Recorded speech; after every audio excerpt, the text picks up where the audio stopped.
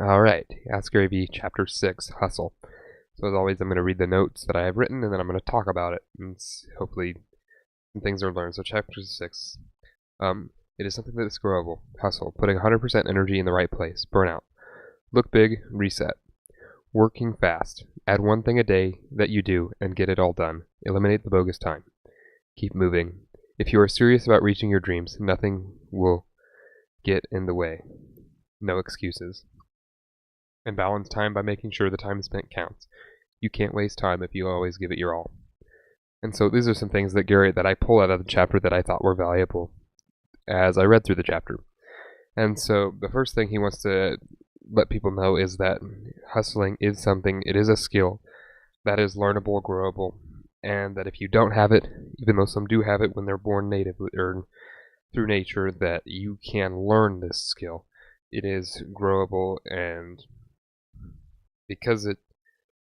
by growable he means that it's kind of like a muscle. It will get bigger the more and more you teach yourself to do that thing.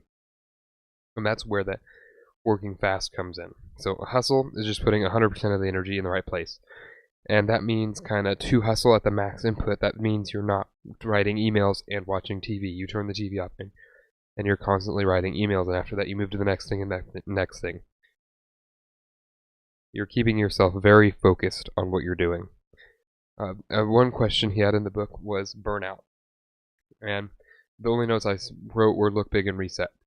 And so what he does is he thinks about big picture whenever he's getting tired about doing what he's doing. Why am I doing this? And when he looks at the broader perspective, it refocuses him, and he's like, okay, this will get me back into doing that. He also has a mention about learning to work fast and kind of upping this internal pace that you have of working things. And he gave a practical way to do so, and it was add one thing that you do every day.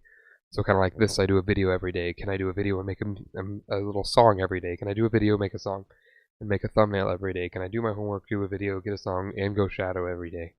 And just keep adding one thing that you do every day. Can I do this, play guitar, practice piano, and play this? By adding that one thing a day and getting it every done, then you learn and teach yourself to eliminate bogus time and work at a faster rate. And then eliminate bogus time. That's kind of a comment on the time you spend checking your phone. If you're going to check your phone, hey, I'm going to be on Facebook for 15 minutes, Twitter for 15 minutes. When the timer's in that you set, then you're done. The thing he mentions on that is keep moving. Always be moving. If you see yourself being stagnant, just sitting on the couch, you're not hustling in that moment. So don't be surprised if you fall behind and people are ahead of you because you took that time to rest. People also asked him if you are serious about reaching your dreams. Like what if about things that get in the way? He's like, in his answer to things that get in the way of your dreams, if you are serious about reaching your dreams, nothing will get in the way. If you really want it, then you will get it, because you will put everything in there to get it. But if you don't want it, then you won't get it, because you didn't put everything on the line, so you must not really want it. And so that's kind of how you get rid of it. You get excuses out of the way. In the chapter, they asked him, what is your biggest but? I would like to do this, but he's like, my biggest but is I would like to buy the New York Jets, but I love the journey more than the actual thing. That would be his but. Eliminate excuses, because what comes after your but? I want to do this, but I don't have this. I wish I had money, but I don't have a job.